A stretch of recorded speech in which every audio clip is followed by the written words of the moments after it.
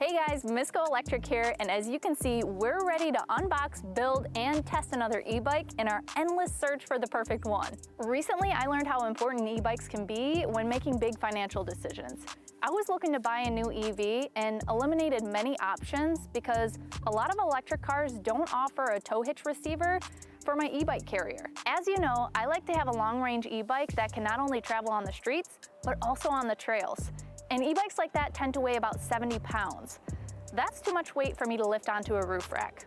But what if there was a good-looking, long-range e-bike that could fit inside any car, go on any trail, move at high speeds, and be great in the city?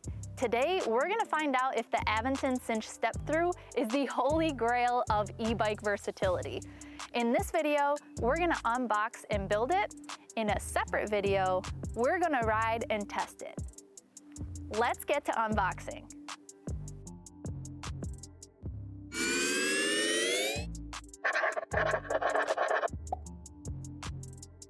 It's a beautiful spring day here in Stoney Creek Metropark in Oakland County, Michigan, which is about an hour north of Detroit. And much like this Aventon SINCH step-through, this park seems to have it all. It's about 4,500 acres with basketball courts, baseball fields, a beach with a huge slide, lakes with kayaks and canoes, golf, disc golf, and a ton of fabulous trails. Let's see what's in this box and get this bike ready to ride. The Aventon SINCH step-through is a $1,799 folding e-bike that can support riders from 4'11" to 6'3", and a payload up to 300 pounds. Wow, this might be the easiest assembly yet. But before I pull it out, let me just show you something over here real quick.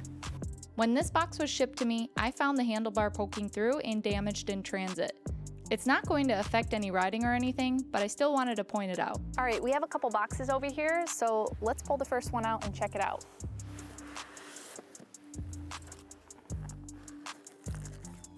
I have my user manual, a couple of user manuals actually. I have reflectors, bike grease, some spare parts, and an Aventon branded multi-tool. That's box one. Let's move on to box two.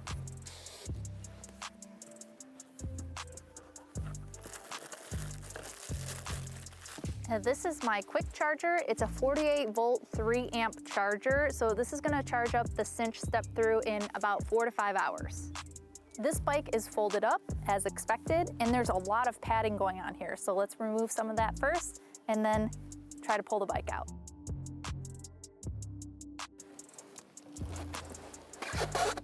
Ooh, it's kind of heavy. The SINCH step-through weighs 68 pounds, and although that's a little heavy for a folding e-bike, it does fold rather compactly. This bike measures 46 inches long, 28 inches wide, and 30 inches high when folded. In my previous e-bike unboxing videos, I've used scissors and razors, and I can tell you right now that these tin snips are where it's at. Looks like these pedals are already installed. This will be the first e-bike where I haven't had to install pedals. That's great. The SINCH step-through comes with a 500-watt hub motor. There are 5 levels of pedal assist and a thumb throttle. While using the throttle only, this bike can travel up to 20 miles per hour.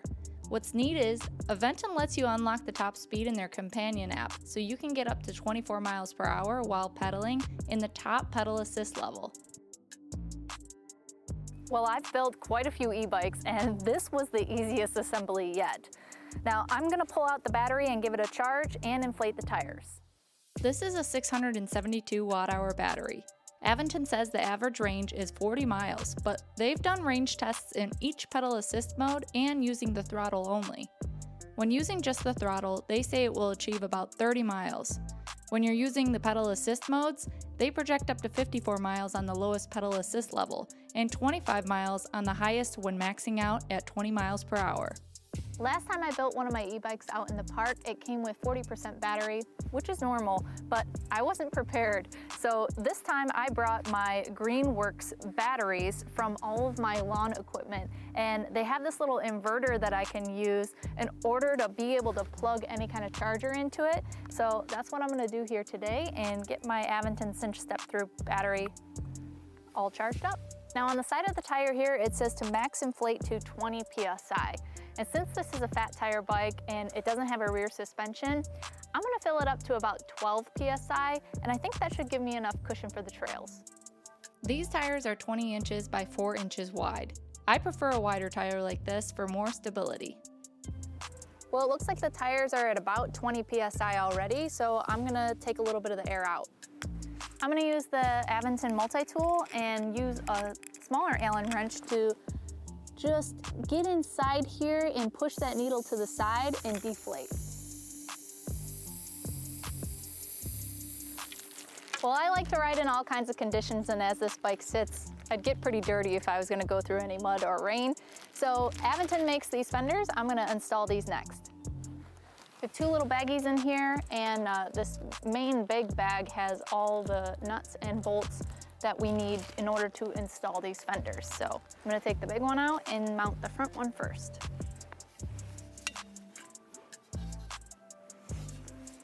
You're gonna need this multi-tool in order to screw this on, but you're also gonna need a wrench because this is a locking nut back here, so you'll need to be able to secure it with something else other than just the multi-tool that they gave you. This smaller bag has brackets in them, and you'll want to place these on the back of the fender to support these brackets. These are the 4 pieces that you'll need to mount this fender support on the back of the fender. The black piece goes on top right here. The silver piece goes on the bottom side of the fender underneath here.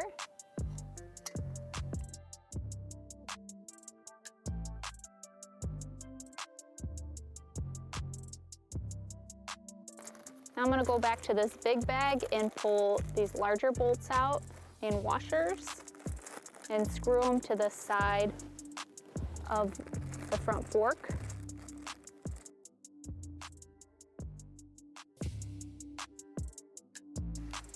This rear fender has a sleeve, so you'll want to slide that on first, and then there's a couple of mounting points. There's one down here, right in the body in the middle. And then there's one back here where this sleeve is going to attach. And then of course I have this piece, which will attach on the back and then screw in on the side of the bike. While I was installing the fenders, I noticed that the front fork is an RST brand, which is the same that I have on my Sur-Ron. And taking a closer look, this does have a lockup mode, which is really common, but it also has a preload adjustment. So although this might have 45 millimeters of travel and about half of what the Aventure has, this preload adjustment is gonna allow me to customize it to give me the amount of cushy feel that I really want. Now that I have the fenders on and I can keep clean on the trails, there is one other thing that I would like to do, and that's to be able to take this to a grocery store or take some stuff with me. So a rear rack is definitely gonna be able to do that. Let's install that now. This rack feels really lightweight, but it says it can support up to 55 pounds, so I think it's gonna be pretty durable.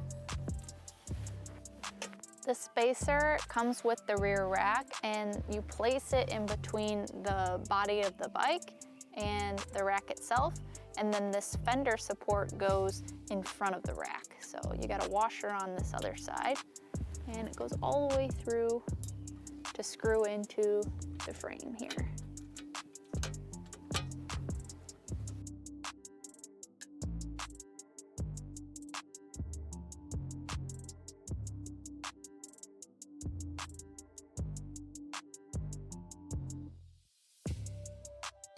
All right, so I'm gonna try and see if I can add my Cinch to my Aventon app account. First, I turn on the computer, and I know that I need to hold down the I button in order to access the Connect to App screen.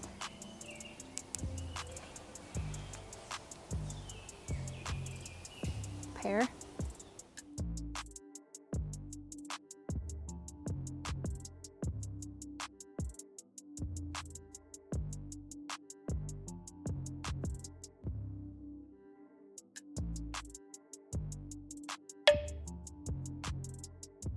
All right, now I have my cinch paired up. It looks like I can switch between both of my Aventons right through this menu here. So I can click on the Miss GoElectric nickname and it will show my adventure.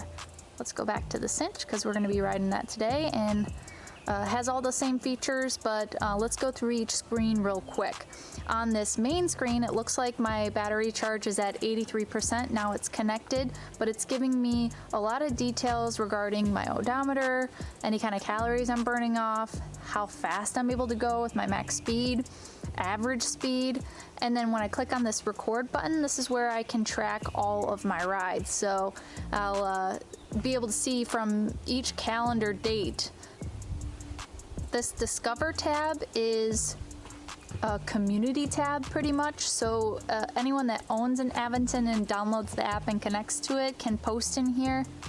So as you can see, a lot of people who are riding around are taking pictures and posting on here. I just think that's really cool that they're fostering community here right in the app.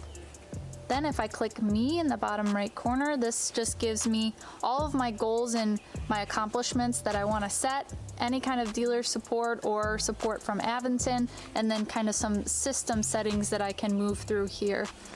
Let's go back to the e-bike. What I want to try to do here now is to bump up the level of my top speed. In order to do that, I need to go to settings. Then I can adjust my speed limit here. We'll go all the way up until it says max speed.